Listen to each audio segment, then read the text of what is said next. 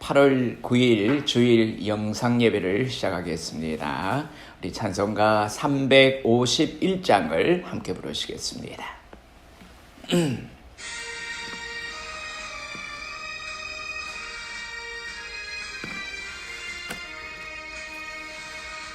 있는 사람들은 주의 군사님 앞서가신 주를 따라갑시다. 우리 대장 예수 길을 걸고서 접전하는 곳에 가신 것 보라. 믿는 사람들은 주의 군사님 앞서가신 주를 따라갑시다. 원수마귀 모두 쫓겨가기는 예수 이름 듣고 겁이 남이라. 우리 찬송 듣고 지옥 떨리니 형제들아 주를 찬송합시다.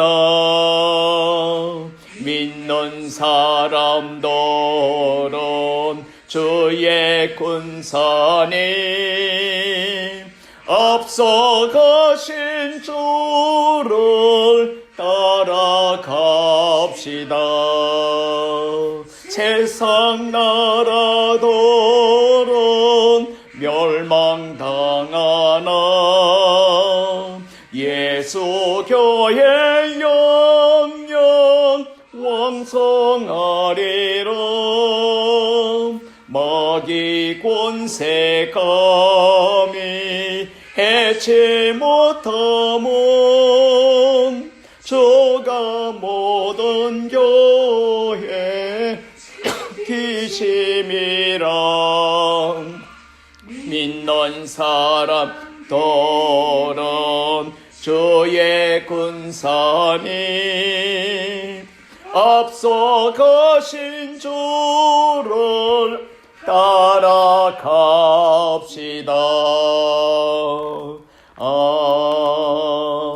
아멘. 자, 오늘 우리에게 주시는 하나님의 말씀은 구약성경 여호수아 6장 12절에서 21절까지 말씀이 되겠습니다. 구약성경 327페이지입니다. 여호수아 6장 12절에서 21절까지 말씀을 제가 읽겠습니다.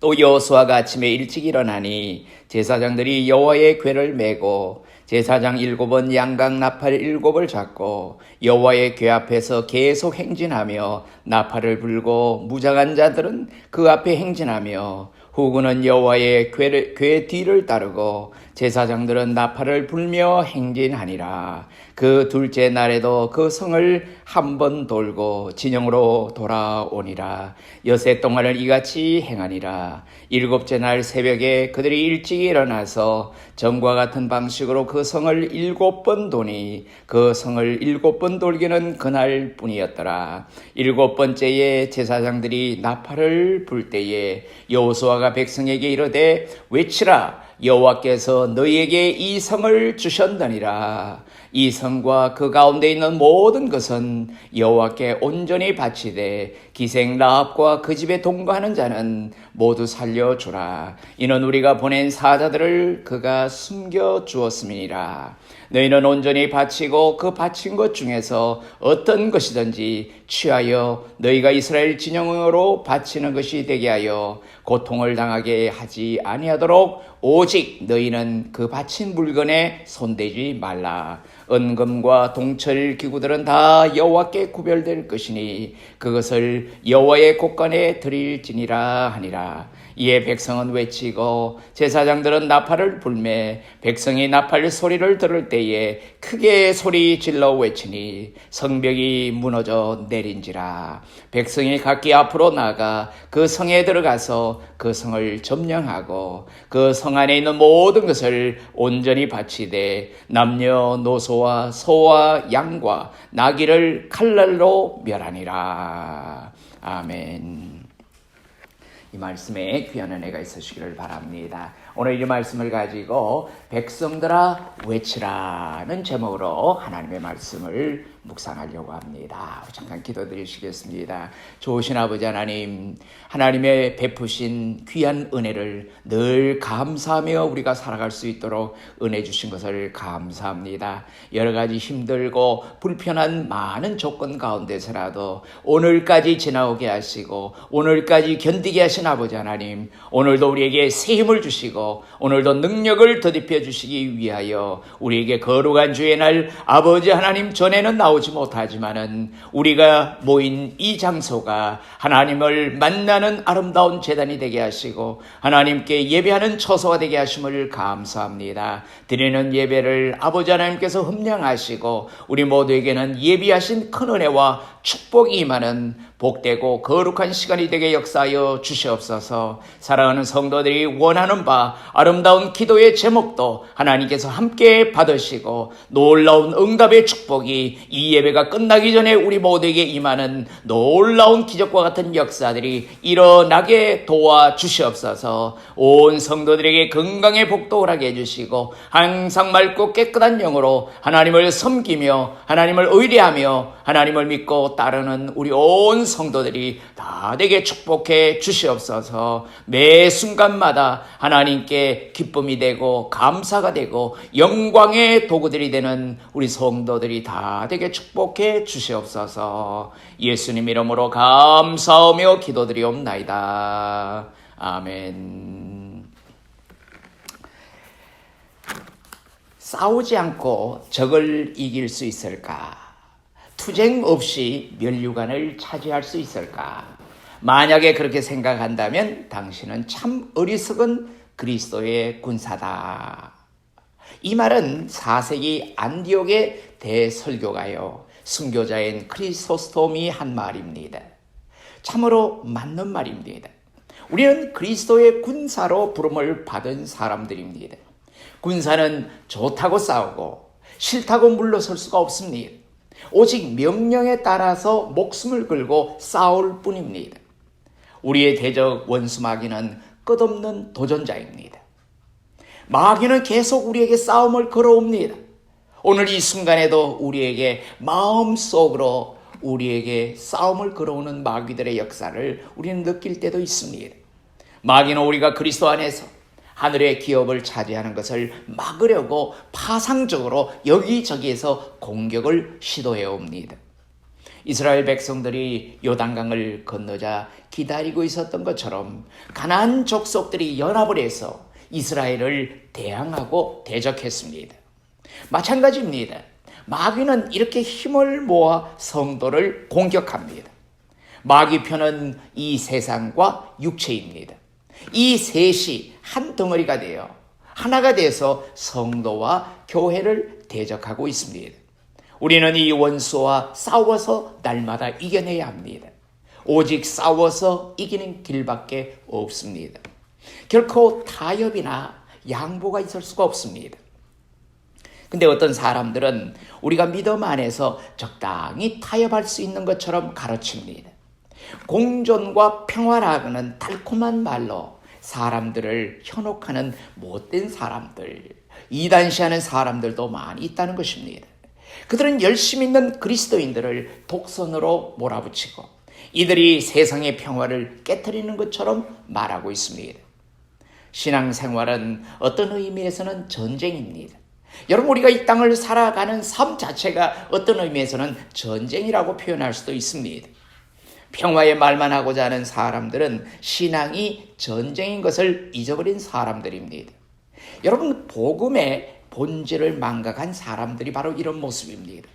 복음의 시작은 곧 전쟁의 선포입니다.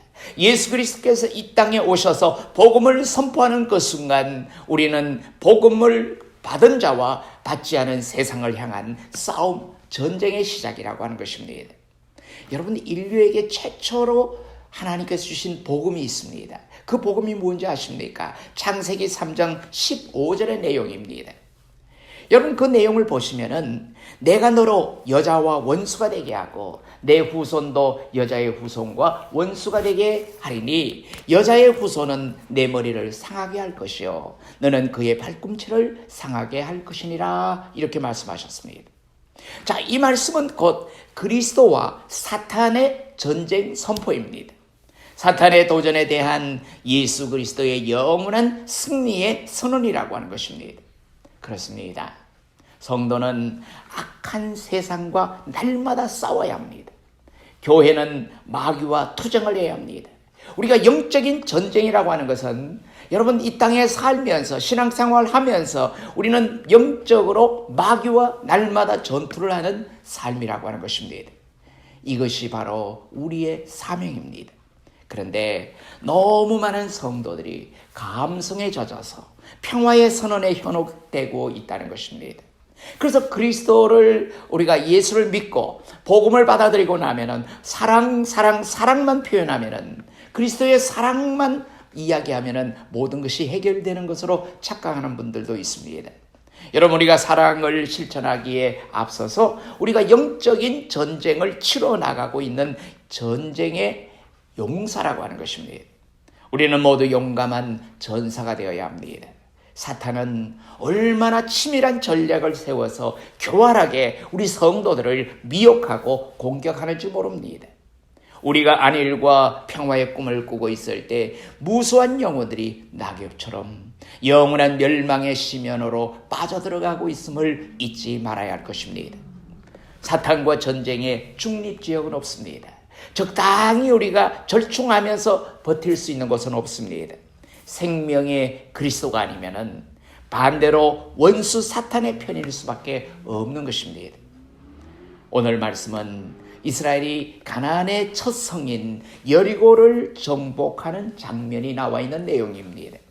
여리고 성은 이스라엘이 가나안으로 진군해 가는 길목에 위치해 있기 때문에 반드시 정복을 하고 넘어가야 하는 중요한 요충지라고 하는 것입니다. 여리고 성은 종려의 성읍이라고 불릴 만큼 아주 훌륭한 도성이었습니다. 그 지역에서 가장 좋은 자연 조건을 지닌 도성 중에 하나가 바로 여리고성입니다. 거기는 물이 풍부했고 토양이 기름지고 수목이 울창했습니다. 높은 문화를 지니고 있었고 주민들은 용감했습니다. 여러분, 과거에 정탐꾼들을 보냈을 때에 정탐꾼들이 본 결과가 뭡니까? 아주 큰 포도송이가 있어서 포도송이를 혼자 들 수 없어서 그걸 지렛대에다가 받쳐서 두 사람이 지고 오는 그런 장면까지 본 내용들을 보고하게 됩니다. 여러분, 이렇게 무엇든지 다 풍부한 것이 바로 이 여리고성에 위치하고 있었다고 하는 것입니다. 게다가 빼어난 전략적인 요충지였습니다. 성벽은 넓고 튼튼해서 적의 공격이 불가능했다고 하는 것입니다. 고고학자 가스탱의 발굴 보고서에 의하면 여리고성의 성벽은 이중벽으로 되어 있었습니다. 아주 튼튼한 외벽의 두께는 2m였습니다. 그리고 그 속에 있는 이중벽인 내벽의 두께는 4m였습니다. 그리고 성벽의 높이는 10m나 되는 난공불락의 요새였다고 하는 것입니다. 여러분, 누구든지 침범을 할 수가 없습니다. 자, 그런 상황에 이스라엘 백성들이, 오합지졸인 이스라엘 백성들이 어떻게 그 여리고성을 점령할 수 있을까? 상상이 잘 되지 않습니다. 이스라엘 백성들은 요단강을 건너 가나안 땅에 들어서자마자 강력한 여리고성을 만나게 됩니다. 자, 이 성은 40년 전에 정탐꾼들이 보고 기가 죽어서 돌아온 바로 그 도성이라고 하는 것입니다. 그때 순종하지 못한 사람들은 모두 광야에서 장사를 지냈고 이제 출애굽 2세대를 거느리고 여호수아는 다시 여리고성 앞에 서게 된 것입니다. 본문 2절에서 이들에게 주시는 여호와의 말씀을 가만히 한번 주목해 보시기를 바랍니다. 보라, 내가 여리고와 그 왕과 용사들을 내 손에 넘겨주었으니. 자, 내 손에 넘겨주리라가 아닙니다. 내 손에 넘겨주었으니라는 완료형을 쓰셨습니다. 이 말은 무슨 말씀이냐면 하나님께서 이미 간섭하시고 이미 이 전쟁에 개입하셨다는 말씀입니다. 그래서 승리는 따놓은 것이다, 이 말씀입니다. 이스라엘은 전쟁을 시작하기도 전에 이미 승리한 것입니다. 하나님께서 이미 승리를 확정해서 선언하신 것입니다. 이스라엘의 승리는 시간을 초월해서 역사하시는 여호와 하나님 안에서 이미 성취된 것입니다. 그러므로 남은 일은 나가서 하나님께서 선언하신 대로 승리를 취하면 되는 것입니다. 승리를 내가 가져오기만 하면 되는 것입니다. 이것이 바로 믿음이요, 이것이 바로 순종의 행위라고 하는 것입니다. 이것이 우리가 믿음 안에서 감당해 나가야 될 몫입니다. 이 순종 위에 기적은 일어나게 되는 것입니다. 헨리 트루먼트는 이렇게 말했습니다. 하나님의 뜻을 찾는 도구는 순종이다. 그리고 그 뜻을 이루어 드리는 것도 순종이다. 진정 하나님 앞에서 우리는 순종뿐이라고 하는 것입니다. 순종이 승리와 기적을 찾게 되는 열쇠라는 것입니다. 우리는 순종이라는 덕목을 비일상적인 자리에 두고 특별하게 여기는 경향이 있습니다. 그러나 순종의 결과는 특별하지만 순종의 과정은 언제나 평범합니다. 여러분, 우리가 감당할 수 있는 부분을 요구하시는 것이 순종입니다. 여러분, 우리가 감당하지 못하는 것을 하나님께서 우리에게 요구하지 않으십니다. 하나님께서 우리에게 요구하시는 것은 우리가 할 수 있는 아주 평범한 순종이라고 하는 것입니다. 여러분이 아시는 대로 구약의 그 나만 장군의 이야기를 아실 줄 압니다. 나만 장군이 문둥병에 걸렸습니다. 근데 이 문둥병이 걸린 이 나만 장군의 경우를 여러분 가만히 한번 상상을 해 보십시오.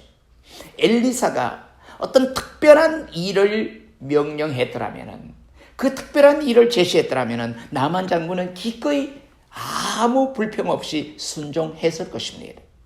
어렵고 힘들수록 더욱 열심히 해내려고 노력했을 것입니다. 그러나 엘리사가 요구한 것은 무엇입니까?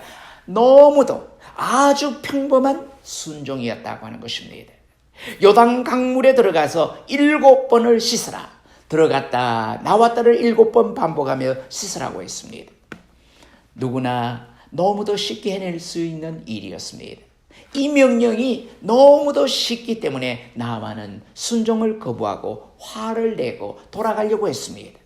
그러나 이 쉬운 명령을 어린아이처럼 순종했을 때 문둥병이 낫는 아주 어린 아이와 같이 깨끗해지는 놀라운 기적이 일어났습니다.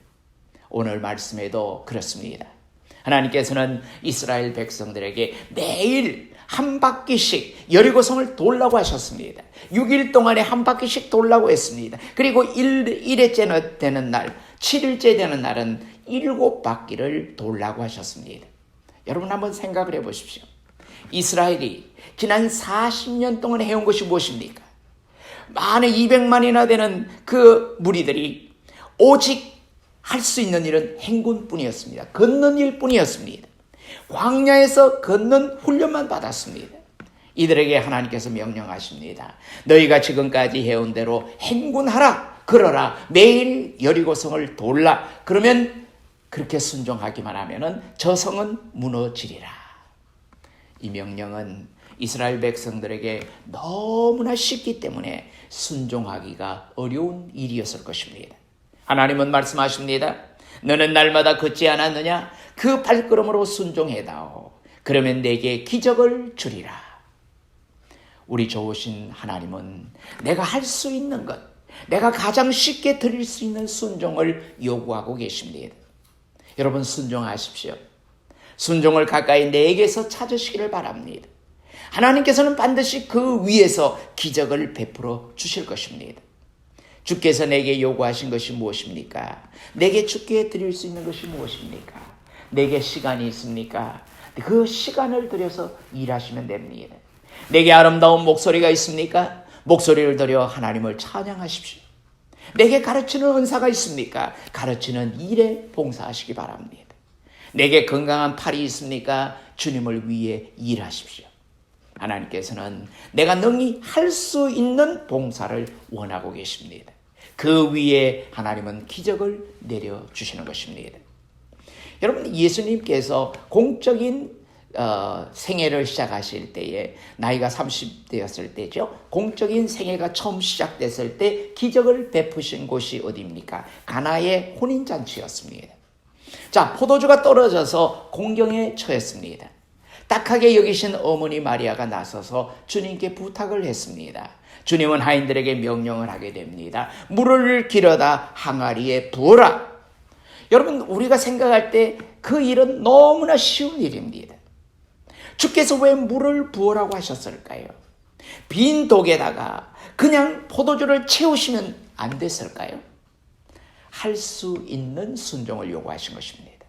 이 물을 길어다 붓는 일이야말로 하인들에게서는 매일 해오던, 늘 습관적으로 해오던 전공 분야였습니다. 이들은 매일 우물에서 물을 길어다가 물독에 부었을 것입니다. 이때 만일 하인들이 경험과 자기가 가지고 있는 상식을 내세워서 주님께 이 일을 제기했더라면 어떻게 되었을까요? 저희가 매일 하던 일입니다. 제가 더 잘합니다. 그 일 가지고는 아무 변화도 일어나지 않습니다. 헛수고입니다. 그들이 주님께 의의를 제기하고 움직이지 않았다면 기적의 주인공이 되지는 않았을 것입니다. 중요한 것은 바로 이 점입니다. 똑같이 물을 길어다 부었습니다. 어저께도 그저께도 그렇게 했습니다. 그러나 전에는 사람의 뜻과 사람의 관습, 습관으로 일을 했지만은 근데 이번에는 주님의 명령에 대한 순종으로 행하게 된 것입니다. 여기에서 기적이 일어난 것입니다. 핵심은 뭡니까? 순종입니다. 여러분, 우리의 삶에 있어서 기적이 일어나느냐, 우리 삶에 있어서 특별한 일이 일어나느냐 아니냐는 순종에 달려 있다고 하는 것입니다. 기적을 가져오는 열쇠는 순종입니다. 거듭 말씀드립니다. 나의 순종이 크고 특별해서 위대한 결과를 가져오는 것은 아닙니다. 평범하고 작은 순종 때문에 그 순종 위에 승리의 역사가 일어나게 되는 것입니다. 여러분, 오병이어의 기적도 마찬가지입니다. 광야에서 있었던 사건입니다. 굶주린 5,000명이 주님만 바라보고 있습니다. 주님께서 너희가 먹을 것을 주라 하셨을 때 빌립은 불가능함을 논리적으로 설명을 했습니다. 주님의 명령에 순종한 것은 한 작은 아이였습니다. 그 아이는 자기의 한 끼 도시락, 물고기 2마리와 보리떡 5개를 주님께 내어놓았습니다. 그 위에 기적이 일어났습니다. 그것을 받으신 주께서 하늘의 능력으로 5,000명을 먹이셨습니다. 그리고 부스러기를 12광줄이나 남게 채웠다고 하는 것입니다. 내 순종이 너무 작고 평범하다고 자괴하지 마십시오. 주님은 크고 특별한 것이 아니라 작고 평범한 우리의 순종을 원하고 계시는 것입니다. 그 위에 기적은 일어납니다. 또 한 가지는 끝까지 순종하는 것입니다. 하나님께서 이스라엘 백성들이 주님, 저희들은 광야를 40년간이나 걸었습니다. 저희 모두 걷는 데는 선수들입니다. 그런데 분명한 것은 걷는 것 가지고는 아무 일도 일어나지 않는다는 것입니다. 이렇게 말하고 앉아서 우기면서 순종하지 않았더라면 여리고성은 결코 무너지지 않았을 것입니다.